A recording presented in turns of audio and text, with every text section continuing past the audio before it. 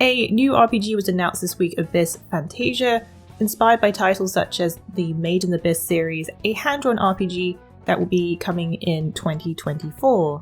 Developed by Dealu Studio, the title follows the mysteries of a giant hole that appears in the central continent called the Abyss. Those who enter the dark place are instantly affected, it causes them to lose their sanity or transform into monsters. Risks somehow don't outweigh the rewards, as there are rumours of precious loot to be found in the depths of the Abyss. Combat in the Abyss Fantasia uses a turn-based card battle system. Cards have different effects depending on their situation, meaning a variety of ways to use these cards. As players do battle, they must be wary of the toll that the Abyss takes on them, and return to the border town of Cynthia before it's too late. Here they can prepare for their exploration by gathering supplies, forge new equipment, and choose unique relics to help in their journeys into the depths. Abyss Fantasia looks to have some intriguing concepts with some interesting card battles. The game will release sometime in 2024 for PC via Steam. If you want more on this news or any news mentioned in this video today, be sure to check out the link in the description below. Bandai Namco has released a demo for Sword Art Online Last Recollection, which arrived on platforms PlayStation 5, Xbox Series, PlayStation 4, Xbox One, and PC via Steam this week. The save data from the demo will carry over to the full game when it launches on October 6th worldwide. In case you missed it, Last Recollection is a JRPG which has the biggest roster of playable characters from the Sword Art Online series. It puts together a number of favourites into the War of the Underworld anime arc with a whole new story to uncover. The evolution of AI has broken out into an all-out war, serving as the final stress test, which is the beginning of the end of the world. Along the way, players will be challenged as they try to unmask the Dark Knight, following Kirito and crew into dangerous battles against the forces of the Dark Territory. The game takes inspiration from MMO-like battles with fast-paced and stylish combat. Sekiro Shadows Die Twice has now topped 10 million units sold worldwide. Developer From Software and publisher Activision have announced this week the great news. The game was originally released in March 2019, has now been played by 10 million players, which includes both physical and digital copies. Sekiro has had many major milestones. It reached 5 million units sold in 2020, just a year after its release, and it gained 2 million in just 10 days of its launch worldwide.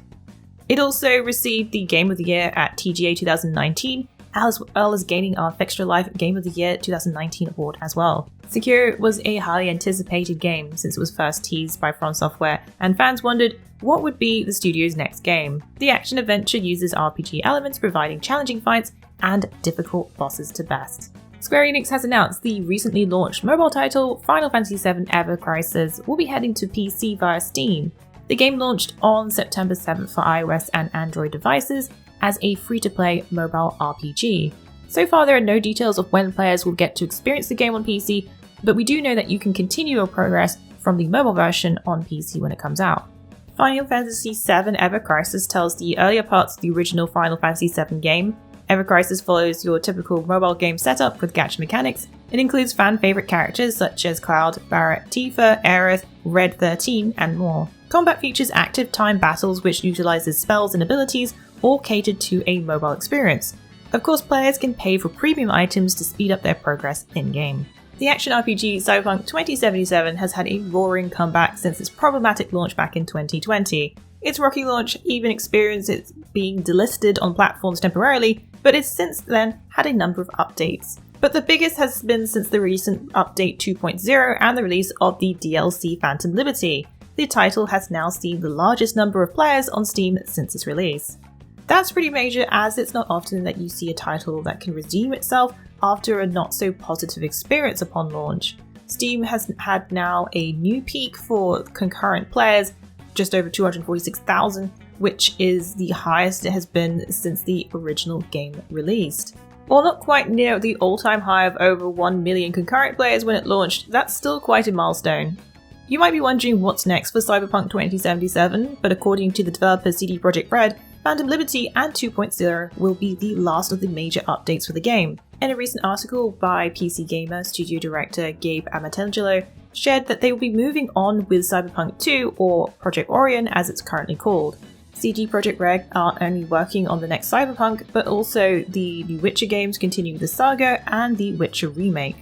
Some unfortunate news this week: the ghost hunting action RPG Banishers Ghosts of New Eden has had its release date pushed to next year. The game will now be launching on February 13th, 2024.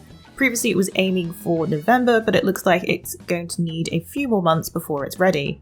Studio Don't Nod released a joint statement with publisher Focus Entertainment explaining that the delay is to avoid the busy AAA end-of-year releases and to target a less saturated period in order to give the game the attention it deserves. While it does mean that we'll have to wait until next year to start hunting down spectres, it also means the game will spend a few more months being polished. Releases have been quite close together this year, so a bit of breathing room between titles isn't so bad. Recently, Don't Nod has shared more gameplay of Banishers of Ghosts of New Eden. We got to see how both the ghost hunters Redden and Taya will be pairing up to fight spirits. A tale of lovers who are torn apart when Antea becomes the very thing she hunts, a ghost.